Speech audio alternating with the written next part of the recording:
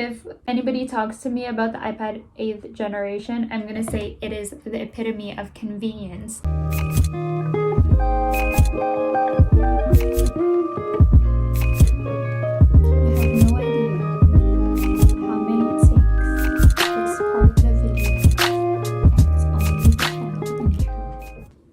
Hello everybody, so I bet y'all are wondering what makes me qualified to do this review on the iPad 8th generation, so I'm going to give you a heads up.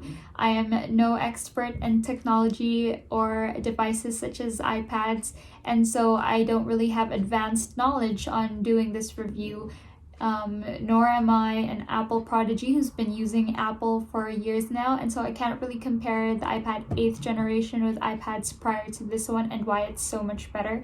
And so I'm speaking from my experience. Think of this video as a big sister pep talk if you're thinking about buying your very first iPad, because honestly, I was in the dark as well when I was thinking and confused about whether I should buy a laptop or an iPad. So if you want to know if this iPad was worth ignoring all those H&M and Zara sales for, keep on watching.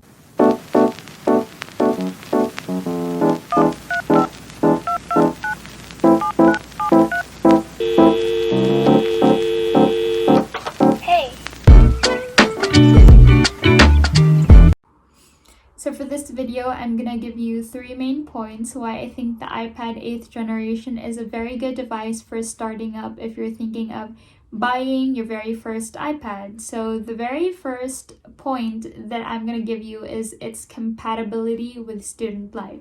So at the top of my head, when I think about student life, I think of having to be mobile, of having to just move around everywhere and needing that extra convenience. So if you're transferring to and from classes, if you have to go to the cafeteria, to the cafes, to the library, and you want to be productive anywhere, anytime, I think it's so much more easier and it's so much more convenient to just buy an iPad instead of a laptop, because laptops are obviously so much more bulkier as opposed to an iPad, which is thinner, more lightweight.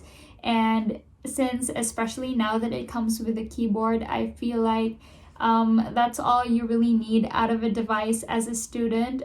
So when I think about student life, I think about doing 3 main things on my device, and that is essay writing, video editing, and lastly, PowerPoint presentation making. For essay writing, now that it has a magic keyboard, it's so much more convenient to be using an iPad. I used to be on edge about buying an iPad for school because it used to be just an iPad, and so before, on my first purchase on a device, I opted to buy a laptop. But now that it has a magic keyboard and a smart keyboard accessory, I think the iPad is so much better to be using because it's so much, again, lightweight and convenient to just move around.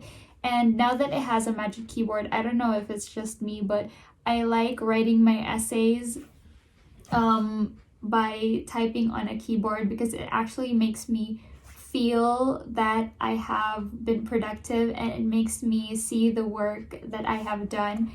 I did all my notes on this video on this iPad typing away, and it feels so much like a laptop but with so much more convenience. Second is video editing. I actually do all my video editing on my phone or on my iPad, so I don't know if it's just because I'm just starting out in video editing. I'm still finding my style and I'm still trying to learn, but I see no problem in editing videos on my iPad because it's got a huge screen for a 10.2-inch iPad, if I'm not mistaken. And I see no problem in video editing, especially now that you can split the iPad into 2 screens and you can multitask in it. So one screen is editing videos and the other screen is just open in your notes and you're just typing away, looking at the things that you have to add on your videos. And so I think I really do like that now it's so much like a computer. For PowerPoint presentation making, I see no problem with making PowerPoint presentations, especially since I used to work on my mom's iPad mini and I used to make my PowerPoint presentations there, and I found it really less of a hassle just altering the things that I wanted to alter in the PowerPoint presentation. This iPad also has keyboard shortcuts, so if you want to switch between apps, you can just go Command and then Tab and you're in the next app. I love how there are keyboard shortcuts now that it has the Magic or the Smart Keyboard, because much like a computer or much like a laptop, you can do a lot of things like italize and bolden your letters. It's so much like a laptop. And so because I keep saying it's convenient, I'm gonna say it's convenient again, because if anybody talks to me about the iPad 8th generation, I'm gonna say it is the epitome of convenience. So my second point about this iPad 8th generation, is it my second point? My second point is the price range. It's actually so much cheaper here in Japan than it is in the Philippines, because I bought this for 49,280 yen, I think.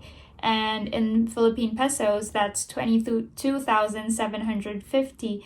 And I don't know why, but for the same model in the Philippines, it's 24,959.99. So basically 25,000 pesos. I don't know why it's 3,000 pesos more expensive. I don't know if it's because of the tax or the shipping, but I bought this in Japan, which is why my keyboard, it has Japanese characters in it. I don't know if you can see, but it does get in the way, but I learned to be okay with it. I wanted one that's all English, but I just thought that if I did need it here in Japan, it's much more handy to just get a keyboard with the Japanese characters. Anyway, for price range, I think it's much cheaper than laptops with higher specs, because I was thinking of buying a laptop before buying an iPad, but then I was looking at laptops with Intel cores of 4, or is it 4? 7. Is that the good Intel core? See, I'm not good at technology,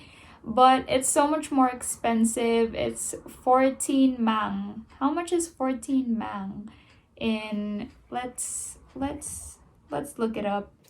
How much is 140,000 yen in pesos? That's 64,631. So it's almost half the price if I wanted to buy a laptop, and I had no regrets actually buying this iPad, because to me it's so much better. The experience is much more convenient, makes me feel more productive. If you're confused about whether you should buy an iPad 8th generation versus an iPad Pro, I'm just gonna tell it to you straight now, honey. You don't need 2 rear cameras for your iPad. I mean, who does photography on an iPad? Nobody, right? This iPad has been with me for 3 weeks. Not a lot of time, I know. But this iPad has been with me for 3 weeks, and not once did I use it for its camera. And so I think if you have a phone that works well as a camera, if you have an actual camera that works well as a camera, I don't think you really need that extra camera on the back of your iPad, as well as the extra screen length. This screen is 10.2 inches, if I'm not mistaken, and the iPad Pro is apparently so much bigger than that. But I think there's not much of a difference, because to me, the iPad 8th generation still has a big screen length, and I can multitask pretty well on this iPad. So see, you can drag it here, and you can just see, and you can make that bigger or smaller to your liking. And I don't think that I need a bigger screen in the first place, because I feel like this 10.2 inches is big enough for me, especially if the money you're using to buy your device is from your parents. I'm gonna tell you this now. If your parents gave you a specific budget don't ask for more. Instead, be grateful because your parents have probably exhausted their resources just to find a budget for you to buy a device for online school, especially during these times in the pandemic. Don't pressure your parents into giving you more than they can give. I'm pretty sure that they've given you that specific budget because that's the budget that they can give you to the best of their abilities. And so, my last point is battery life. I'm very excited to talk to you about battery life because my iPad currently is at 24%. The last time I charged it was last October 8th, 2020, and right now it is Sunday, October 18, which means this has been on standby mode for 10 days. I've watched 10 episodes of Kimetsu no Yaiba or Demon Slayer on this iPad. I've done a lot of editing on this iPad, and I've left it alone for quite a while, and it's still at 24%. Before this video, it was at 30%, if I'm not mistaken, and I've been using it for a complete 2 hours, 3 hours now. So it's been going on for 10 days.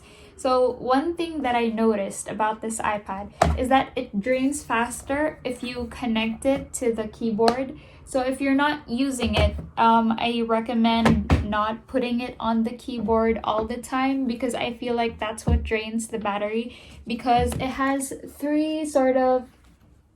it has this thing which you connect to each other, so they sort of meet. See? And they attach, and your iPad is like, I'm connected or whatever. And so if you keep it on your iPad, that just drains its battery. So I recommend not putting it on your keyboard all the time if you're not using it, if it's on standby mode, and promise you honestly that it's gonna last you so long. And yeah, those are the pros that I've found while using my iPad so far. And I really like this device. I'm really happy that I'm really happy of spending my specific budget for a device on the iPad 8th generation, especially since it's tailored specifically for students and student life.